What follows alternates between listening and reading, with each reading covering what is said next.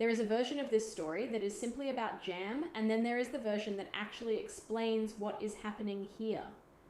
Because what Meghan Markle posted this week was not just a product reel, it was a window into a contradiction she has been carrying for years, and once you see it, you cannot unsee it. Welcome back. We do not just react to royal drama here, we check the receipts. So here is what we are going to do in this video. We are going to walk through the reel. We are going to look at exactly what she said and who she chose to say it about. And then we are going to zoom out, because the reel itself is only about 30 seconds long, but the pattern behind it goes back years. And nobody covering this story has named that pattern clearly enough, until now. Let us start with a little context, because the As Ever brand deserves a proper introduction for anyone who has not been tracking this closely. American Riviera Orchard was announced in the spring of 2024. It launched with the visual language of old California money, handwritten labels, apricot and cream tones, aspirational simplicity. Jars of jam were sent to a curated list of celebrity friends. Sofia Vergara posted about it, Mindy Kaling posted about it. The internet paid attention, at least for a few days. No product was available for sale, no website, no pricing, just the brand, the aesthetic, and the implied exclusivity. Then months went by.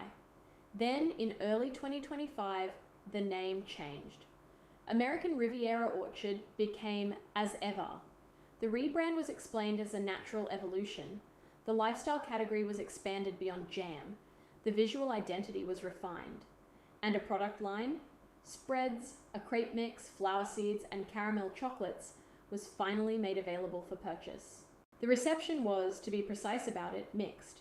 Some reviewers were warm, some consumers posted unboxing content, and some pointed out that the price point, nearly $15 for a small jar of fruit spread, was aggressive for an unestablished food brand with no restaurant credibility, no culinary track record, and no chef partnership. The chocolates drew particular attention, not the good kind. Photos circulated online showing what appeared to be melted or misshapen product. The visual quality did not match the premium positioning. Meghan's team did not publicly respond to those images. The brand moved on. So that is where things stood when this reel appeared. The brand was at a moment of needing momentum. The early celebrity wave had passed. The launch energy had settled. It needed something to remind people it existed and give them a reason to purchase. What it got was a video of Meghan in a kitchen, in a white apron, holding jars of spread. And here is where it gets interesting. She looks at the camera and she says that everyone in her family has a different favorite. Her husband loves the raspberry, her daughter loves the strawberry, and Archie, she says, likes both. And she personally prefers the marmalade. Now, let us slow down here, because this is the part that requires actual analysis, not just mockery. Meghan and Harry have for years made protecting their children's privacy a central public argument. It was part of the justification for stepping back from royal duties. It was a recurring theme in the Oprah interview in March 2021. It was referenced in the Netflix documentary. Harry addressed it at length in Spare. The concern about media intrusion into their children's lives has been positioned repeatedly and deliberately as one of the defining reasons for every major decision they have made since 2020. In March 2021, during that Oprah interview, Meghan said they had made the choice to protect their family. She said their children deserved a private life. That is a quote from a public interview. That is the record. Now, in 2025, in a product reel for a jam and spread company, Meghan names her children individually by name, assigns each child a specific product flavor, and turns their food preferences into commercial content designed to drive sales. I am not going to tell you how to feel about that. I am going to tell you what I observe. The claim is privacy protection. The receipt is a reel that uses the children's names and preferences as a sales mechanism. That does not prove malicious intent. It does not prove anything about the private dynamic inside that household. What it does do is present a visible contradiction between a stated value and a public action. And in the business of public image, visible contradictions are the currency of credibility loss. To be fair about this, and I think fairness is important here, parents mention their kids all the time. Celebrities reference their families in interviews. This is not unique behavior in the entertainment space. That would be a weak argument on its own. But Meghan is not simply a celebrity. She built a specific public argument, a detailed, emotionally charged multi-interview argument, around the idea that her children need to be shielded from exactly this kind of public exposure. She did not just mention privacy in passing, she centered it. She made it structural to her narrative. When you have made that argument at that volume, the standard you are being held to is not the average celebrity parent. It is the standard you set for yourself. That is how receipts work. Now, there is another layer here that I think connects directly, and it happened in Geneva just days before this reel appeared. Meghan attended a ceremony and a dinner as part of the World Health Assembly on May 17. This was positioned as humanitarian engagement, a global health platform, serious diplomatic territory, while at a dinner hosted by the World Health Organization, attended by more than 25 ministers and delegates, a number of attendees approached her for photographs. According to the statement released by her team shortly afterward, she politely obliged, as she often does at public engagements. One of those photographs ended up at the center of a significant controversy because the person in it alongside her had been publicly accused of deeply serious misconduct, including accusations of the kind that can define someone's entire public reputation. Her team moved quickly. They issued a statement making clear that she had no prior knowledge of this individual, had no awareness of the allegations relating to him, and had simply responded to a photo request as she was leaving the venue. I want to be precise here. I am not going to characterize this man's legal situation beyond what is publicly documented. Allegations are not convictions. He has maintained his innocence. What I will say is this. The incident illustrates something important about where this brand and this public platform currently sits. Meghan attended this event in a diplomatic capacity, speaking on health and humanitarian topics. That is a credible and meaningful role if it is backed by the weight of genuine engagement. But the question that the incident raises, not maliciously but structurally, is about the nature of the due diligence that surrounds these appearances. Because if you are building a public identity around health advocacy, around speaking for children, around diplomacy and soft power, then the operational infrastructure behind that identity needs to be airtight. The research before the dinner needs to happen. The room needs to be known before you walk into it. Her team's statement effectively acknowledged that the research did not happen at the level it needed to. They were in a room with over 25 international ministers and delegates, and the people around her were not positioned to flag a potential problem before the photograph was taken and uploaded to one of the most scrutinized platforms on the internet.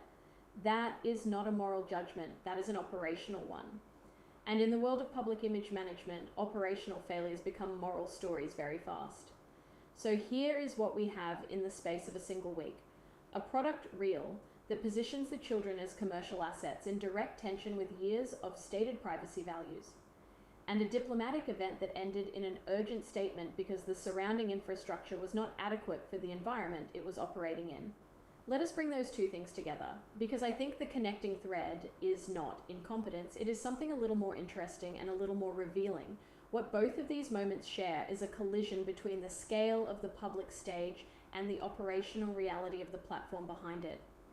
As ever is a small startup. The team around it is small. The infrastructure for a royal-level public brand with a diplomatic presence, a lifestyle product line, a foundation, and an active media strategy simultaneously. That is not a small team operation. That is a large-scale, fully staffed communications apparatus.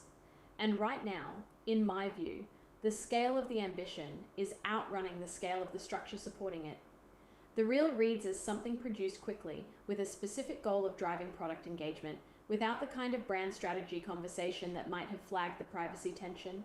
The Geneva incident reads as an appearance made without the full room intelligence that should accompany any public engagement at that diplomatic level. That does not mean the whole thing is unsalvageable. Brands recover, teams strengthen, lessons get applied.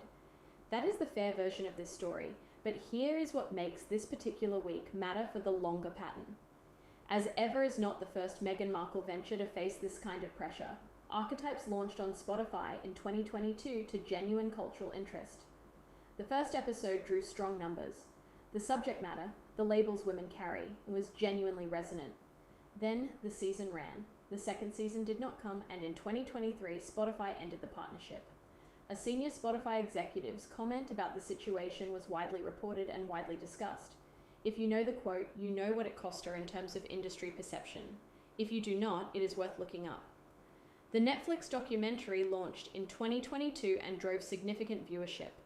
Spare arrived in January 2023 and was a commercial success in raw book sales. But neither of those platforms became the launchpad for the next chapter. The momentum did not compound. It peaked, and then the question of what comes next became louder.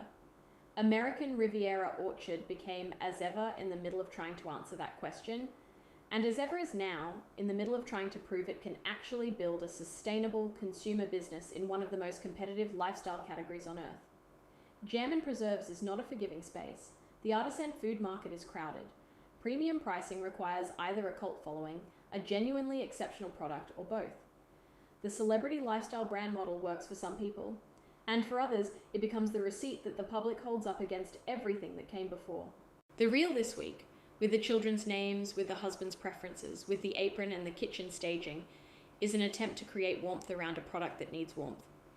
I understand the strategy. Warm family content outperforms polished corporate content on social media in almost every category. That is real. That is data-driven. But the warmth lands when it is consistent with the rest of the narrative. When a person has built their public identity around protecting their family from exactly the kind of public visibility being used to sell product, the warmth has a ceiling. Because the audience is watching both things at the same time. They are watching the reel, and they are remembering the interview, and they are doing the math. That is not unique to Meghan Markle. That is how public figures lose the benefit of the doubt. When the story they tell about themselves stops matching the choices they make in public, the audience stops meeting them halfway. They start auditing instead.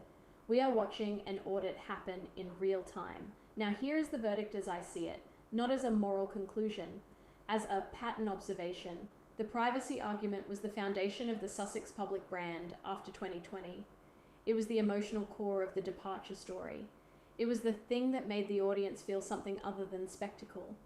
It made them feel stakes, real human stakes about family and children and protection. When that argument is visibly inconsistent with commercial decisions, it does not just weaken the argument, it weakens the foundation. And a brand built on a weakened foundation does not fail loudly, it fades quietly. Projects wind down, partnerships are not renewed, celebrity friends stop posting, the cultural conversation moves on. That is the pattern. It has happened before.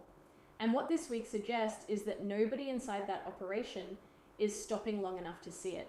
Which brings me to the question I want to leave you with today, and I think this is worth a genuine debate in the comments.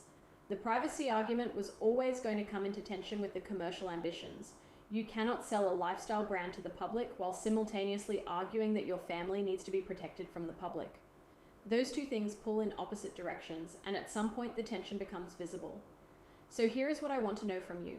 Do you think it is still possible to thread that needle, to build a successful lifestyle brand while maintaining credible privacy boundaries around your family?